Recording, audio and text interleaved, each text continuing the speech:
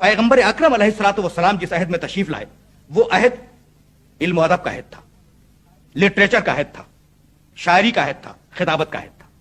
इसलिए उस अहद के कमाल को तोड़ने के लिए परवरदिगार आलम ने एक ऐसा मुजज़ा अता किया कि सारी जबानें गुंग हो जाएं और फकत यह किताब बोलती रहे, फकत यह किताब बोलती रहे। यही सबब है कि चैलेंज किया पूरी इंसानियत को और सारे जिनों को कि कुल लाइन इज्तमाअतिल इंसु वल जिन अला अन यातू बिमिस्लि हाज़िल कुरान ला यातूना बिमिस्लिही वलौ काना बअदुहुम लिबादिन ज़हीरा। कह दो कि सारी इंसानियत, सारे जिन्नात अगर मिलकर भी इस किताब का जवाब लाना चाहें तो अगर एक दूसरे की मदद ही क्यों ना करें, वो इसका जवाब लाने से आजिज हैं। कितना बड़ा चैलेंज है, पूरी इंसानियत को चैलेंज है ना, सारे जिनों को चैलेंज है, सारी ज़ीशूर मखलूक को जो इस कायनात में बसती है उसको चैलेंज है कि लाओ इस किताब का जवाब लिख के लाओ। आप जानते हैं, मुझसे बेहतर जानते हैं कि जिस कौम को पहली मर्तबा मुखातब किया गया इस आयत में वो कौम अरब है। अरब के मानी बोलने वाला, ये वो कौम थी जो अपने आप को अरब कहती थी, अरब के मानी बोलने वाला, और सारी इंसानियत को अजम कहती थी, अजम के मानी गूंगा। कितनी कुव्वत है उनकी जबान में, कितनी कुव्वत है, कितना फोर्स है उनकी जबान में कि वो अपने आप को अरब समझते हैं, सारी दुनिया को अजम समझते हैं। हमियत वाले लोग, गैरत वाले लोग, आन पर मर मिटने वाले लोग, और उनके सामने मक्के का एक यतीम नौजवान चैलेंज कर रहा है कि लाओ अगर तुम्हारे पास कोई जवाब है इस किताब का तो लेके आओ। है ना, क्या होना चाहिए था? सारी दुनिया के ज़हनो फिक्र दिलो दिमाग को अपील करना चाहता हूं कि क्या होना चाहिए। एक यतीम नौजवान जिसका कोई इल्मी पस मंजर नहीं है, कोई इल्मी पस मंजर नहीं है, जिसका कोई एकेडमिक बैकग्राउंड नहीं है, और वो मक्के की चार दीवारी में खड़े होकर या खाने काबा की चार दीवारी में खड़े होकर यह आवाज बुलंद कर रहा है कि अगर ये अल्लाह की किताब नहीं है इसका जवाब लिख के लाओ। होना ये चाहिए था कि अरब जिनमें बेहतरीन खतीब मौजूद थे, जिनमें बेहतरीन शायर मौजूद थे, जिनमें बेहतरीन लुगवी लुगत के जानने वाले मौजूद थे, जिनमें बेहतरीन ओरेटर्स खुतबा मौजूद थे, लिखने वाले मौजूद थे, अरब कौम उन्हें जमा करती और जमा करने के बाद ये कहती कि इस यतीम मक्का ने हमें चैलेंज किया है, तुम इसका जवाब लिखो। होना ये चाहिए था ना।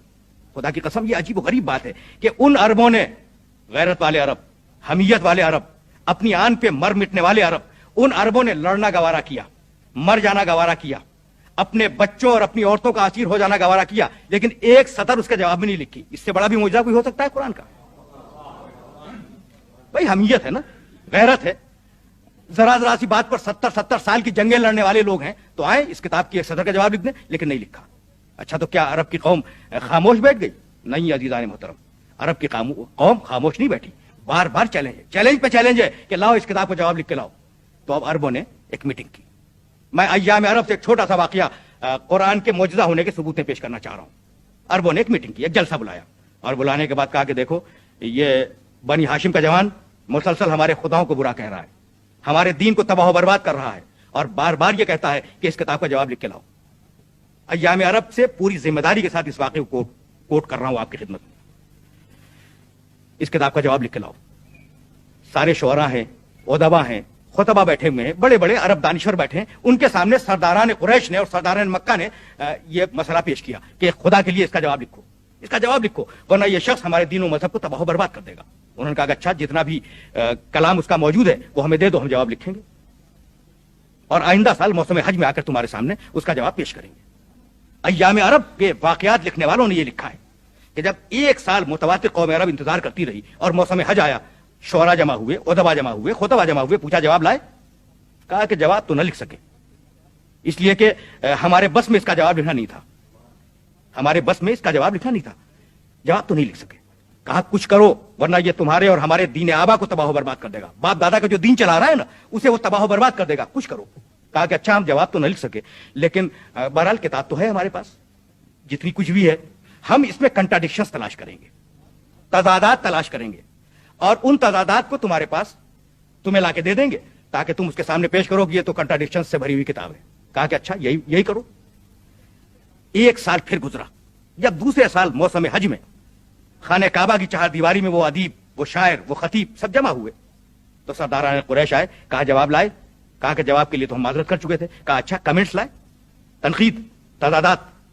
कहा कि झुंझला के कहा कि जब किताब में तजाद मिले ही ना तो कहां से लेके आए, तजाद न मिले तो हम कहां से लेके आए?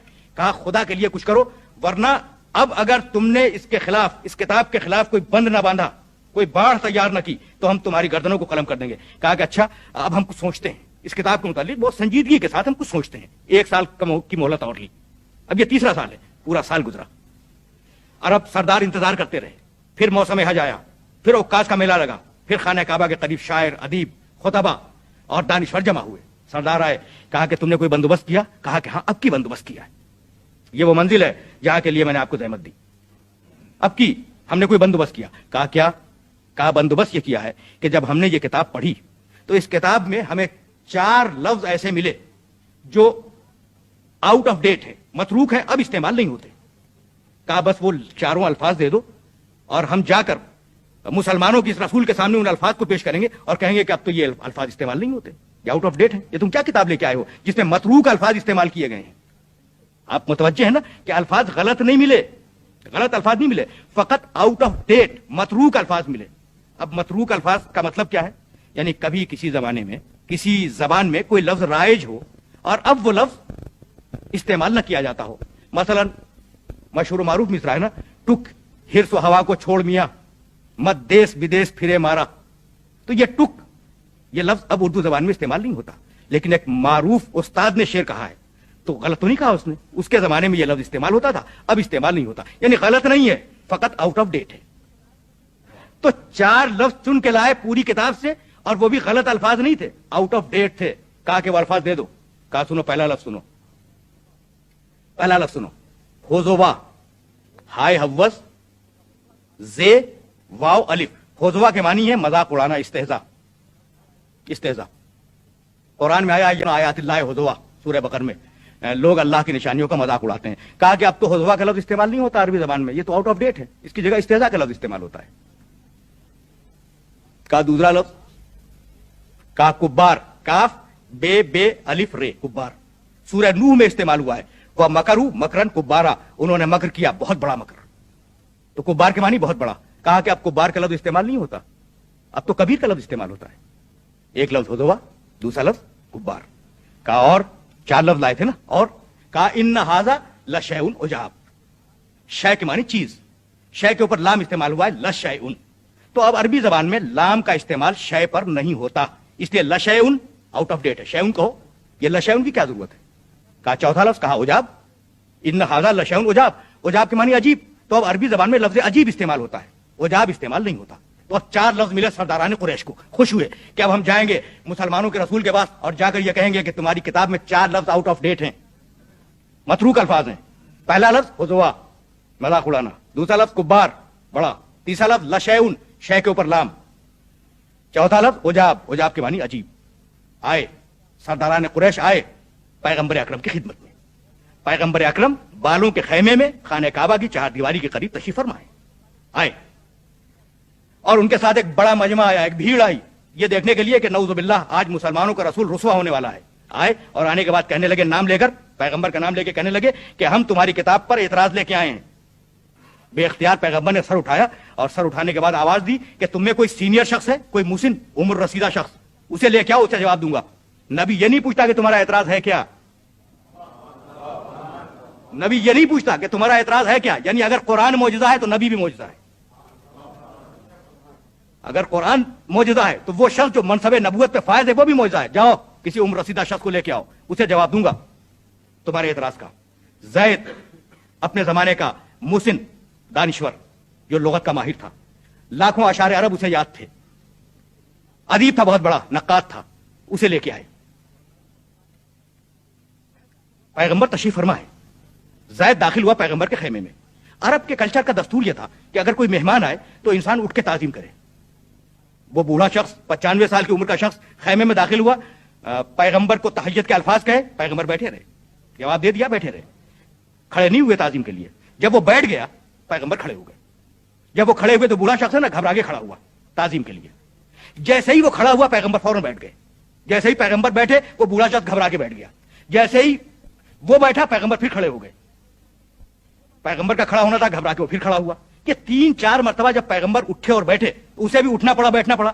بوڑھا شخص تھا نا چڑچڑا گیا، چوتھی مرتبہ گھبرا کے کہنے لگا، یا محمد اتتخذونی ہزوا، محمد تم میرا مذاق اڑا رہے ہو۔ یا محمد اتتخذنی ہدوا، محمد تم میرا مذاق اڑا رہے ہو، وانی شیخ کبار، حالانکہ میں بہت عمر میں بڑا ہوں، میں بڑا شخص ہوں، وان ھذا منک لشیء عجاب، اور تم جیسے شریف النفس اور شریف النسب انسان سے یہ چیز بہت تعجب کی بات ہے. تو وہ چاروں لفظ اسی کی زبان سے ادا کروا دیے، وہ چاروں لفظ اسی کی زبان سے ادا کروائے جن چاروں الفاظ کے اوپر اعتراض تھا کہ یہ متروک ہیں. تو بتلانا یہی تھا کہ اگر قرآن مجید معجزہ ہے تو پھر وارث قرآن بھی معجزہ ہے.